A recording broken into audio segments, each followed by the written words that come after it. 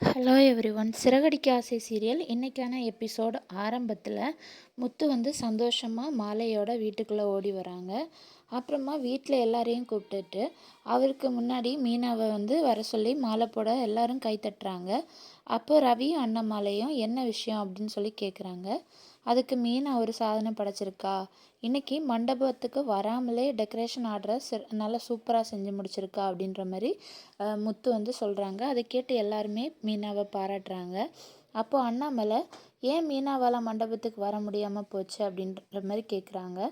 அதுக்கு முத்து அம்மாவுக்கு உடம்பு சரியில்லாமல் ஆயிடுச்சு, அதனால் அம்மாவையும் கவனிச்சுக்கிட்டு வீடியோ கால் மூலமாக வந்து டெக்கரேஷன் வேலையும் பார்த்து முடிச்சிட்டா அப்படின்னு சொன்னதும் அண்ணாமலை வந்து விஜயா கிட்ட உனக்கு உடம்பு சரியில்லையான்னு என்கிட்ட சொல்லவே இல்லையே அப்படின்ற மாதிரி கேட்குறாரு.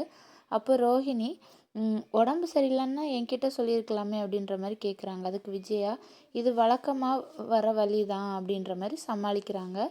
அடுத்தது மீனா முத்துவை கிச்சனுக்கு கூட்டிகிட்டு போய் அங்கே வச்சு உங்கள் அம்மாவுக்கு நிஜமாலுமே வழி வரல, என்னை வீட்டை விட்டு வெளியே அனுப்பாமல் இருக்கிறதுக்கு தான் அவங்க போட்ட பிளானு, அவங்களுக்கு எப்படியோ சிந்தாமணியை தெரிஞ்சிருக்கு, அவங்க சொல்லித்தான் இவங்க என்னை வீட்டை விட்டு வெளியே போக முடியாமல் தடுத்துருக்காங்க அப்படிங்கிற மாதிரி விஷயத்த வந்து முத்துக்கிட்ட சொல்கிறாங்க.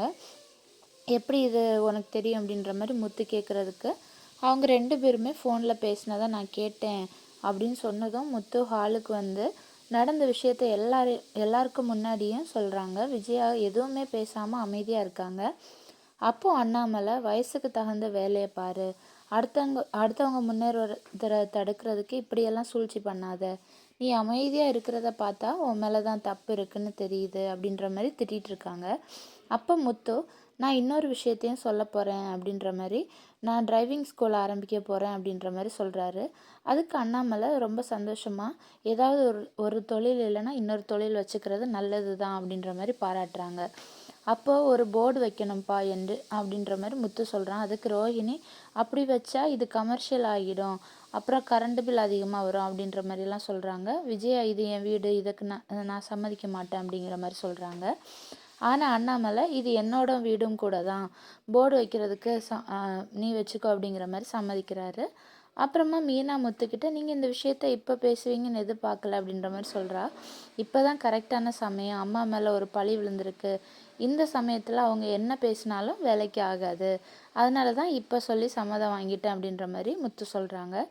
அதை தொடர்ந்து அடுத்த நாள் காலையில் முத்து பரபரப்பாக இருக்கார். அப்போ அங்கே வீட்டுக்கு ஒரு பேங்க் ஆஃபீஸர் வராரு. அவர் வந்து மீனாவுக்கு ஒரு அக்கௌண்ட் ஓப்பன் பண்ண கொடுக்குறாரு. கையில் ATM card, business account open பண்ணுறாங்க. கையில் ஏடிஎம் கார்டு, கிரெடிட் கார்டு அப்படின்னு சொல்லிட்டு எல்லாத்தையுமே வந்து அந்த பேங்க் ஆஃபீஸர்கிட்ட கொடுக்குறாங்க. அதோட உங்கள் பிஸ்னஸுக்கு இன்னும் லோன் ஏதாவது தேவைப்பட்டால் என்னை கூப்பிடுங்க, நான் உங்களுக்கு அரேஞ்ச் பண்ணித்தரேன் அப்படின்ற மாதிரி சொல்கிறாங்க. இதெல்லாம் பார்த்து விஜயா வந்து முகத்தை திருப்பிட்டு இருக்காங்க. வழக்கம் போல் முத்துவும் விஜயாவும் நக்கல் செய்கிறாங்க. இப்படியே இன்றைக்கான எபிசோடு முடியுது. நாளைக்கான எபிசோடில் என்ன நடக்குதுன்னு நாளைக்கான வீடியோவில் பார்க்கலாம். தேங்க்யூ.